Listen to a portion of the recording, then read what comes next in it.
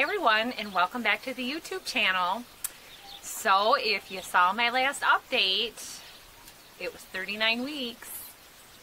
Tuesday was 40 weeks.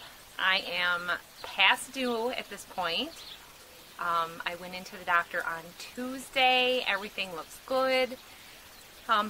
Unfortunately, they didn't have anybody there to do some tests, so I have to go in again on Friday.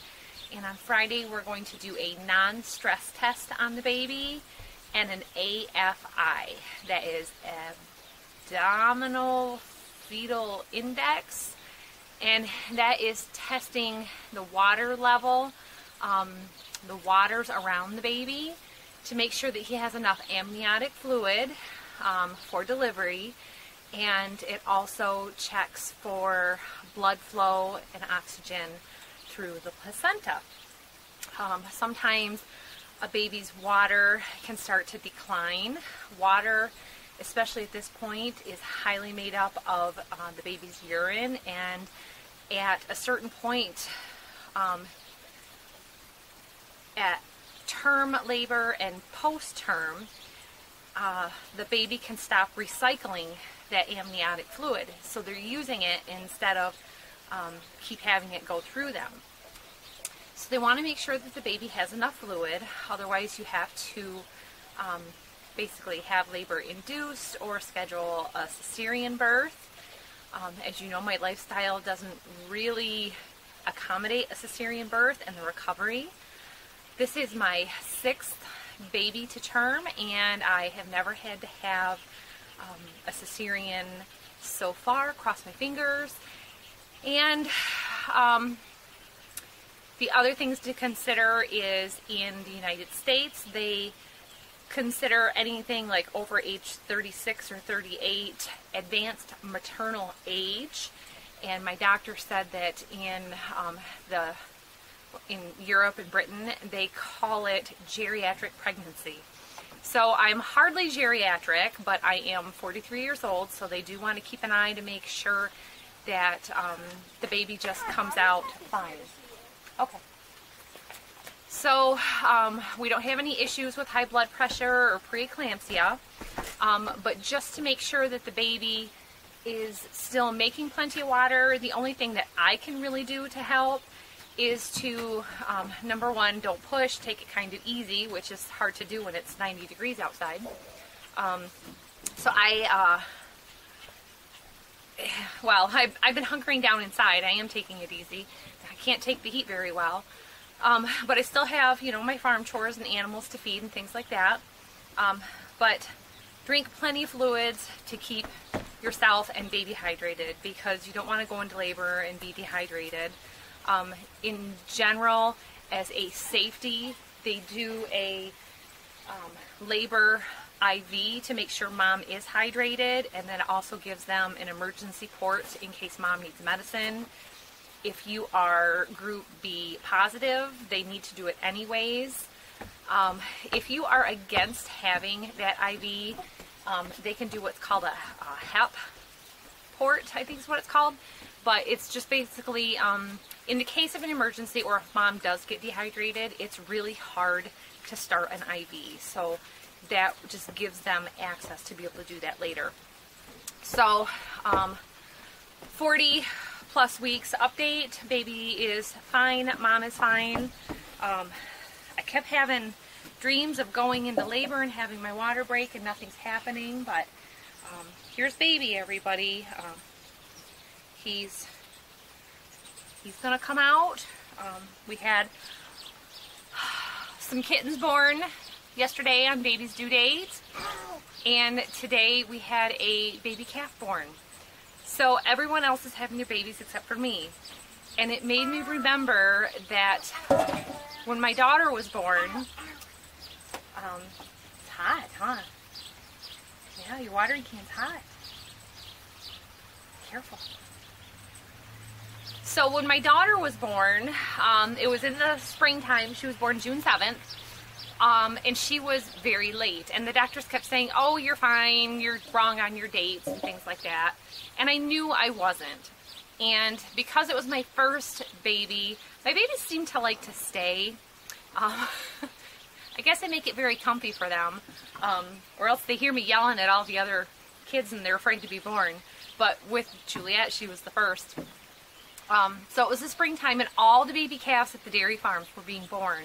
And I had to drive by these farms every day on my way to work. And this was long before we farmed, so I didn't know, the schedule and the routine, but there would be, 6 or 7 new calves every day. So it was really noticeable that the number was increasing and that they were there with their moms. So seeing this little baby calf born here at the farm today reminded me of when my daughter was born and brought back that memory, so that was kind of nice. So I guess I will let you know how the stress test and how the AFI goes, and hopefully we will go into labor maybe during the weekend or after the weekend. My doctor actually rotates with several other doctors at some other offices, so I could end up with a doctor that I've never met before. And I prefer to have a female doctor just for my own modesty and comfort level, and I prefer it to be somebody I've met before. We do a lot of I don't make a birth plan, but I definitely make a request when I get to the hospital that we don't have a lot of unnecessary nurses and residents in and out, because I don't want to be their learning experience. I want my experience calm. When my first daughter was born, I was 19, and my mother was with me, and she just basically let everyone in the room, as I said before. So I just want to keep it quiet and calm. And with our last 2 deliveries, really with all of the last 4 children, but especially with the last 2, it was a nurse for me, a nurse for the baby, and the doctor who delivered, and then my husband. I'm watching. Big jump. Yay. Bethy got new shoes yesterday, and they are good jumping shoes. You landed so good. Yep. Yeah. So to keep the birth experience calm, we want as few people in the room as possible, and we are still even going back and forth about, how much camera usage we want. So I kind of have to see how that goes. But my husband is a lot more private person than me and a lot quieter, and he gets very, very worried and concerned for me and for baby, and it's his job to manage the healthcare team so that he's my eyes and ears, and he's holding my hand for me, and just to keep those distractions to a minimum. So we'll get you all the footage we can, of course, and give the birth announcement afterwards. But until then, we'll see you next time. Bye.